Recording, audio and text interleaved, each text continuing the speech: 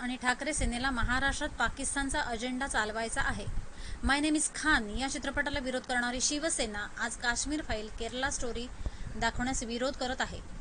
कारण या लोकांचे राजकीय लव जिहाद झालेला आहे. यांना इथे शरिया कायदा लागू करायचा आहे. उद्धव ठाकरे आणि या सर्वांचे राजकीय धर्मांतर झाले आहे.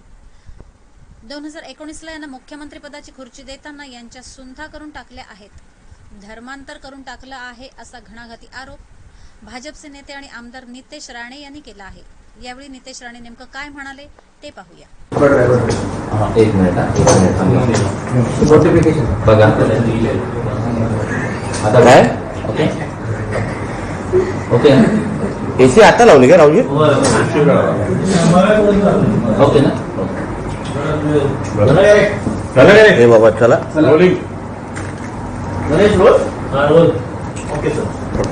आज महाराष्ट्र दिवसाच्या शुभेच्छा सगळ्या जणांना.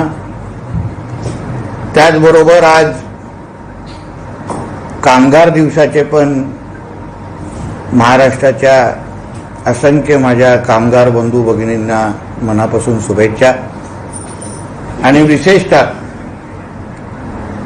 संजय राजाराम राऊत यांना मी कामगार दिवसाच्या विशेष शुभेच्छा मला द्यायच्या आहेत. कारण का शेवटी सामनाचे ते कामगारच आहेत. मालकाकडून पगार घेऊन मालकाचंच पाठीत खंबीर खुपसण्याचं काम करतायत. नमक हराम ज्याला म्हणतो असा कामगार कुठल्याही मालकाला मिळू नये अशी इच्छा मी कामगार दिवसाच्या निमित्ताने मी व्यक्त करेन. का असे नालायक आणि नमक हराम कामगार जे मालकाच्याच घरात आग लावत फिरत असतील, मालकाशीच गद्दारी करत फिरत असतील तर आमचा महाराष्ट्र कधीही पुढे जाणार नाही. आज संविधान रक्षणासाठी आणि महाराष्ट्राच्या रक्षणासाठी मला जी माहिती मिळाली आहे ती महाविकास आघाडीची शेवटची सभा आहे. यांना संविधानाचं रक्षण करायचं आहे. सकाळी संजय राजाराम राऊत बोलत असताना बोलले की संविधान धोक्यात आहे. संविधान अगर आपल्या देशामध्ये खरंच धोक्यात असतं, स्वातंत्र्य नसतं, तो रोज 9 वाजता येऊन आमचा दिवस खराब करण्याचा जो कार्यक्रम तुझ्यासारखा कार्टा जो करतो ते होऊ शकलं असतं का? आजची वज्रमूठ सभा पोलिसांनी जे सगळ्या परवानग्या दिल्या आहेत, तू आणि तुझे महाविकास आघाडीचे नेते मंडळी जे पाहिजे ते गरळ ओकणार आहात ते ओकू शकले असता का? तसंही महाविकास आघाडी ही डॉक्टर बाबासाहेब आंबेडकरांचे संविधान हे मानतच नाही. हे आम्हाला त्यांच्या 2.5 वर्षाच्या कारभारामध्ये आम्हाला चांगल्या पद्धतीने कळलेलं आहे. कारण का ते लोक संविधान मानत नाही पण ते शरिया कायदा ते मानणाऱ्यापैकी आहे. जो पाकिस्तान आणि या जिहादी देशांमध्ये जो शरिया कायदा लागू आहे तोच कायदा हे लोक पाळतात. हे वारंवार 2.5 वर्षाच्या त्यांच्या कारकिर्दीमध्ये आम्हाला दिसलेलं आहे. संविधान अगर पाळत असते तर आमच्या राज्यामध्ये हिंदूंवर तेवढा मोठा अत्याचार झाला नसता. हिंदूंच्या देवी देवतांवर आणि सणांवर रोख लागले नसते. करोनाच्या नावाने हिंदूंवर अत्याचार झाले नसते. रजा अकॅडमी आणि पॉप्युलर फ्रंट ऑफ इंडिया सारख्या संघटनेचे लाड हे लोकांनी करत बसले नसते. मुंबईचे तेव्हाचे सीपी हे रजा अकॅडमी सारख्या दहशतवादी संघटना, जे संजय पांडे जो उद्धव ठाकरेचा जावई म्हणूनच त्यावेळी फिरायचा, फार लाड उद्धव ठाकरेचे त्याचे करायचे, तो त्या रजा अकॅडमी सारख्या दहशतवादी संघटनांबरोबर इफ्तार पार्टी साजरा करत बसला नसता. म्हणून आम्हाला माहिती आहे की तुम्ही संविधानाला मानतच नाही आहात. तुम्हाला शर्यत कायदा पाहिजे आणि म्हणून तुम्हाला संविधानाच्या नावाने बोंब मारायचे.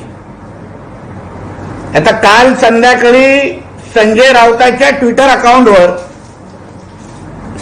प्रियंका गांधीजीने एक कर्नाटकमध्ये भाषण केलं, त्याची त्यांनी क्लिप टाकलेली आहे.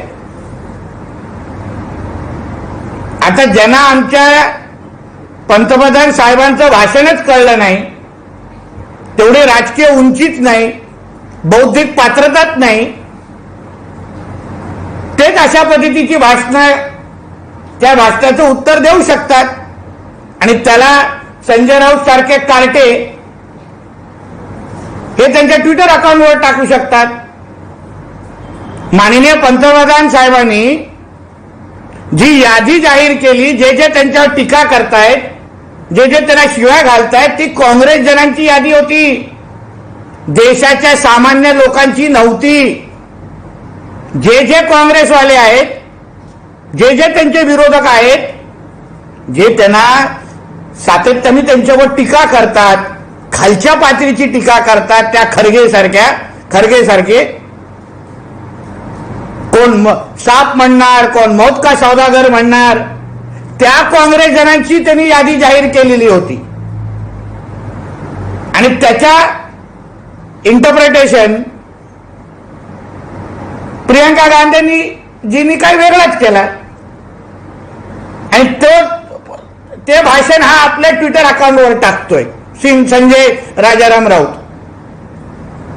आता मी मुद्दामून तुम्हाला एक बाळासाहेबांचं, हिंदुहृदय सम्राट बाळासाहेब ठाकरेंचं एक जुनं भाषण मला संजय राऊत आणि त्याच्या उद्धव ठाकरेला मुद्दामून ऐकवायचं, जेणेकरून कळेल बाळासाहेबांचे विचार या काँग्रेसबद्दल काय होते. विचारू नका, सोडणार आकडे झाला तो. कारण काँग्रेस पक्षामध्ये एवढे इजडे इतके आता चावायचं तरी कोणाला, सगळे झोपतायत त्या सोनिया गांधीच्या समोर. इजडे चावला जो पण या देशाचे राज्यकर्ते आहे, काँग्रेस पक्ष म्हणून, तो पण या देशाला चांगले दिवस येऊ शकणार नाही. आता बाळासाहेबांच्या भाषेमध्ये, ज्याला तुम्ही ठाकरी भाषा म्हणाल, काँग्रेसच्या समोर बाळासाहेबांच्या भाषेमध्ये, मी बोलत नाही, बाळासाहेबांची भाषा. मग आज काँग्रेस समोर कोण झुकतंय? यांचे उद्धव ठाकरे, संजय राजाराम राऊत. मग आता उद्धव ठाकरेला ठाकरे सेना प्रमुख म्हणायचं, ह्याचं उत्तर संजय राजाराम राऊतनी आम्हाला द्यावं. आज जे काय वज्रमूठ सभेच्या निमित्ताने बीकेसीला जे काय बॅनर लागले, त्याच्यावर माननीय बाळासाहेबांचे आणि माननीय मासाहेबांचे फोटो लावले. तुम्हाला बाळासाहेबांचा किती अपमान करायचा आहे हे उद्धव ठाकरे आणि त्याच्या कुटुंबियांनी ठरवावं. अरे, ज्या काँग्रेस जनांना बाळासाहेबांनी ह्या शब्दामध्ये उल्लेख केलेला, त्याच काँग्रेस बरोबर तुम्ही मांडीला मांडी लावून आज सभा घेताय आणि त्याच सभेमध्ये बाळासाहेबांचे मोठे मोठे फोटो लावताय. काल रात्री म्हणे उद्धव ठाकरे आणि त्यांचे सुपुत्र छोटे पेंगुइन आणि त्यांचे आजूबाजूचे टवाळके सगळे गेलेले मुंबईच्या हुतात्मा चौकाकडे. मी मुंबई महापालिका प्रशासनाला सांगेन ते पहिलं ते हुतात्म्याचा जे का आमचा परिसर आहे चौकाचा, ते गौमूत्राने त्याला स्वच्छ करा. हे महाराष्ट्राचे गद्दार, ज्यांनी महाराष्ट्र 2.5 वर्ष त्यांच्या कारकिर्दीमध्ये अक्षरशः लुटला विकला, ते अगर तिथे जाऊन नतमस्तक होत असतील तर त्या हुतात्मा चौकाचं शुद्धीकरण केलंच पाहिजे अशी माझी मागणी आहे. आजचा अग्रलेख मोठा आमच्या अमित शहा साहेबांवर लिहितात. बोलतात की अमित शहा मुंबईमध्ये आल्यानंतर मुंबईकरांना धडकी भरली पाहिजे, भीती वाटली पाहिजे. मुंबई महाराष्ट्रातून तोडण्याचे षडयंत्र आहे. तुला काय तुझ्या त्या आदित्याच्या मित्राच्या डिनोची ही पॅन्ट वाटली का? कधी पाहिजे ती पडेल.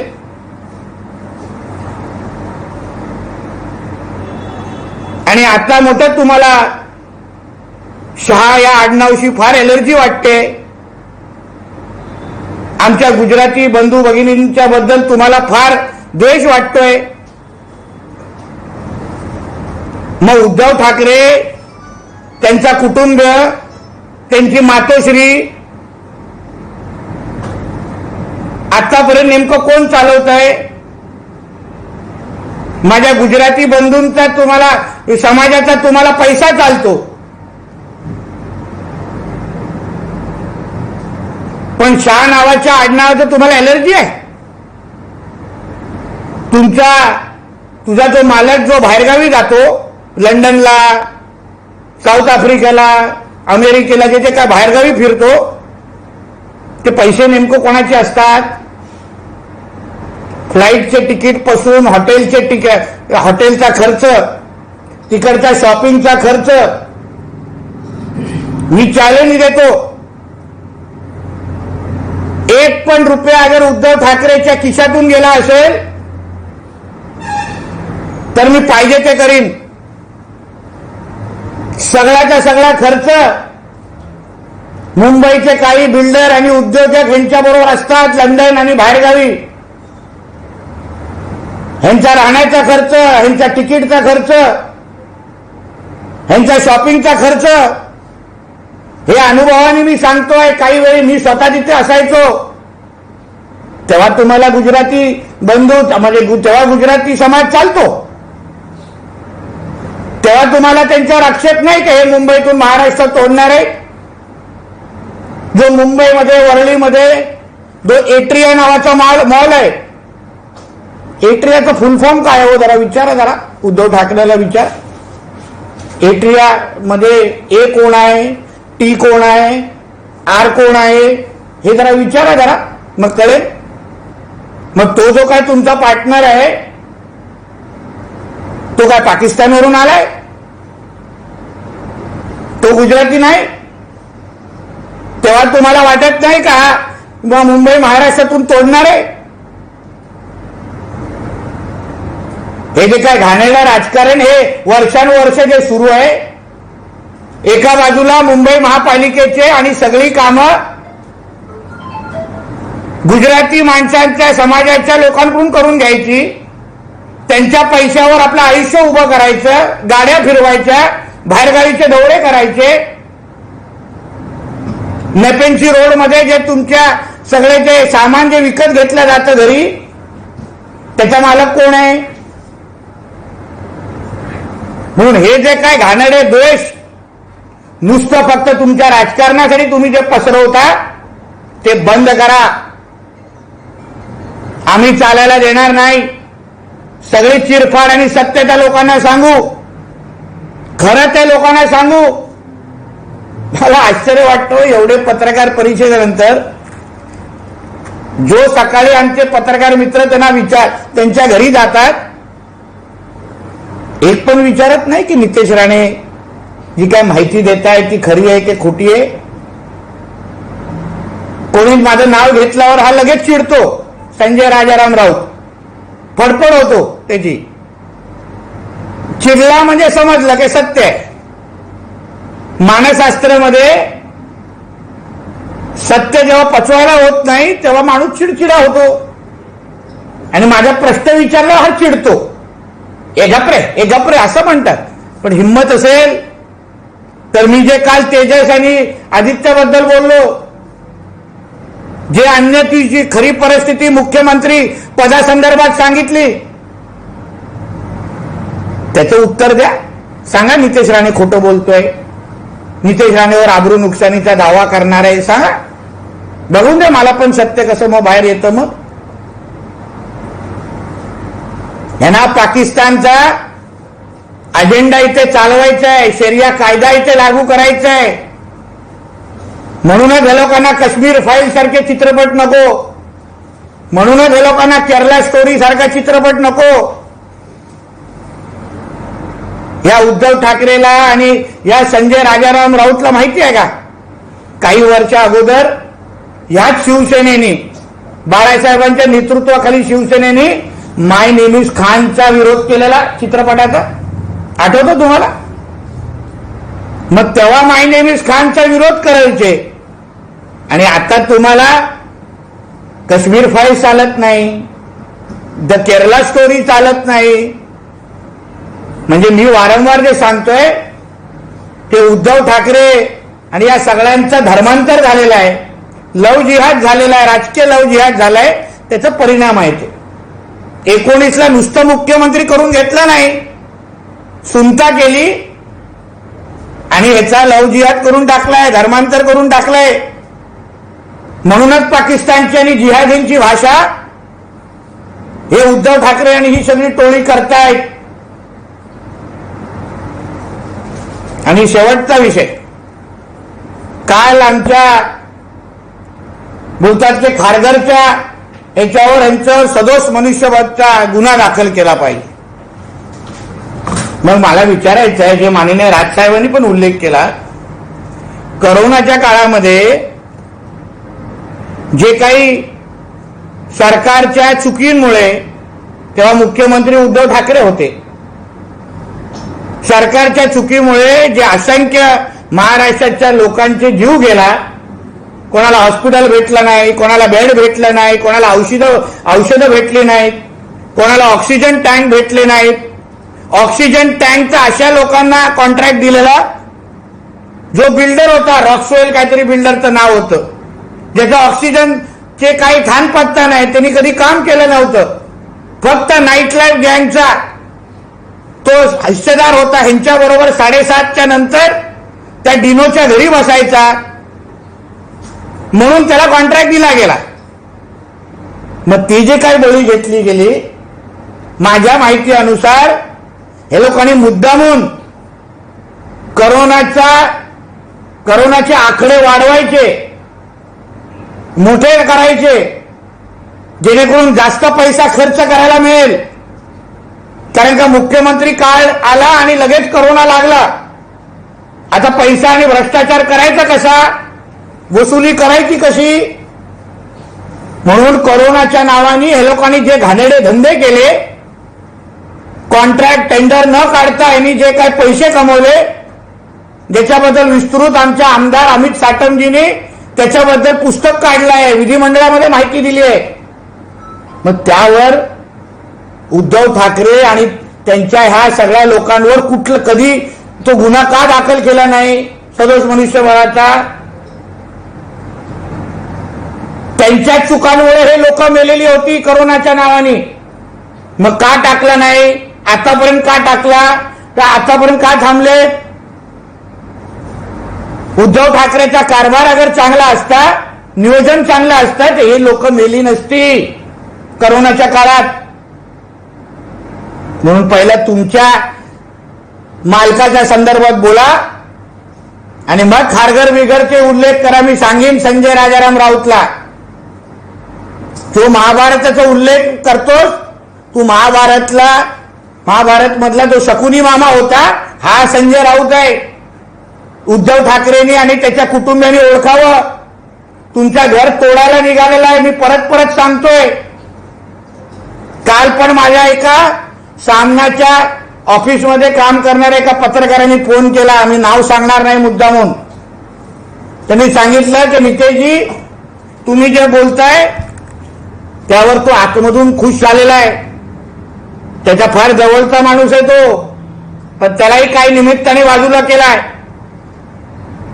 तो बोलतो की नितेशजी याला आतमधून समाधान आहे संजय राऊतला की तुमच्या ह्या माहितीमुळे ठाकरे कुटुंबियामध्ये अजून भांडणं लागतील. तुम्ही जे काही माहिती बाहेर काढताय ठाकरे कुटुंबियामुळे त्याच्यामुळे त्यांची भांडणं होतील, त्याच्यामुळे आतमधून तो खुश आहे. त्या माणसाला वेळेत अगर उद्धव ठाकरेंनी ओळखलं नाही तर उद्या तुमच्याही घरामध्ये अगर भांडणं सुरू झाली तर त्याचा जबाबदार हा संजय राऊतच असेल, एवढं मी ठणकावून उद्धवजींना आत्ताच सांगतो. मग उद्या माझ्या पत्रकार परिषदेत तुम्हाला आठवणी देतील. रात्री त्यांनी आमच्या मोहित कंबोजींवर त्या ट्विटरवर काहीतरी कुठला तरी व्हिडिओ टाकला आणि बोलला की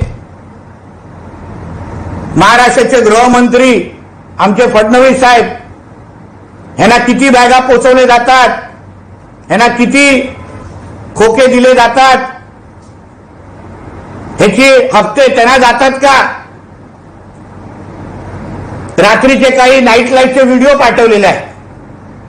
म्हणजे ह्याची इच्छा आहे की आम्ही आदित्य ठाकरे आणि नाईट लाईफ बद्दल अजून माहिती बाहेर काढावी, आदित्य ठाकरेला आणि त्याच्या नाईट लाईफ गँगला अजून नागडं करावं, अजून माहिती बाहेर द्यावी, ह्याची इच्छा आहे.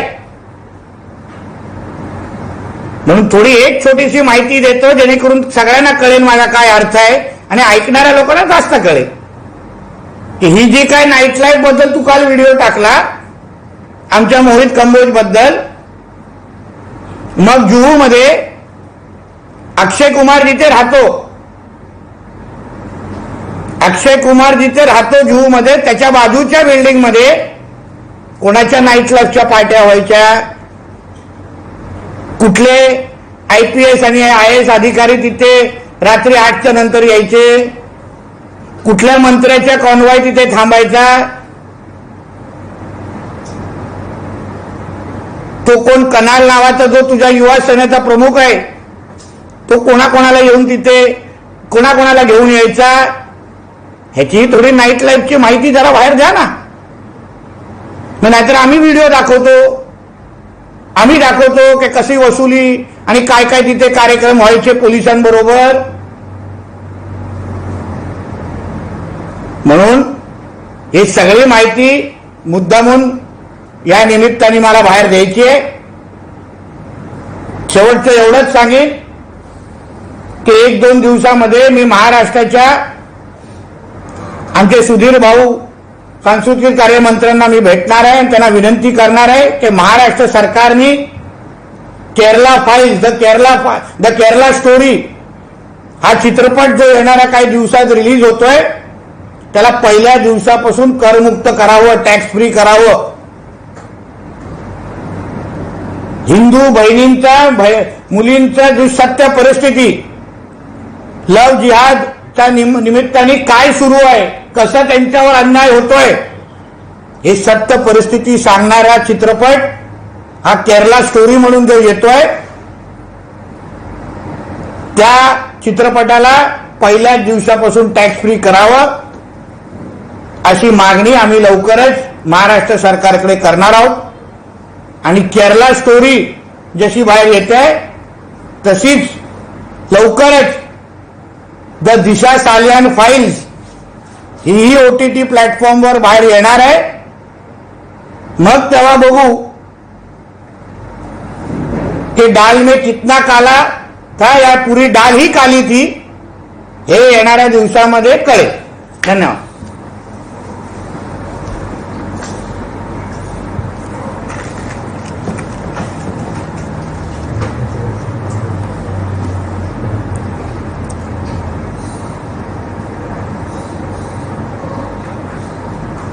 खोक्यांचा काही आरोप त्यांनी काल केलेला मुद्दा म्हणत्या ट्विटमध्ये. द दिशा सालियान फाईल्स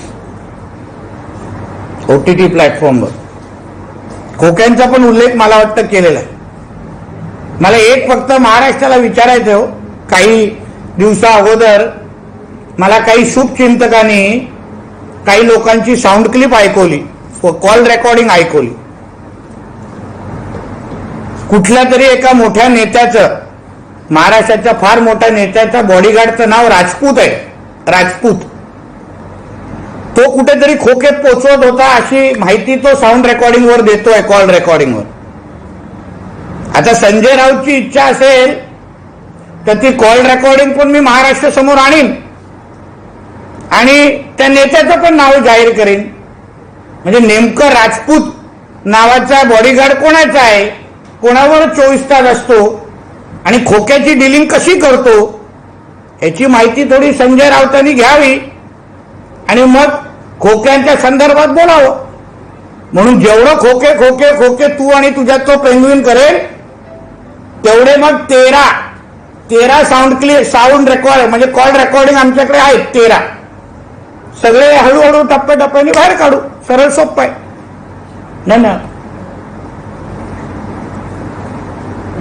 कुठल्या साऊंड रेकॉर्डिंग आणणार? कुठल्या साऊंड खोक्या संदर्भात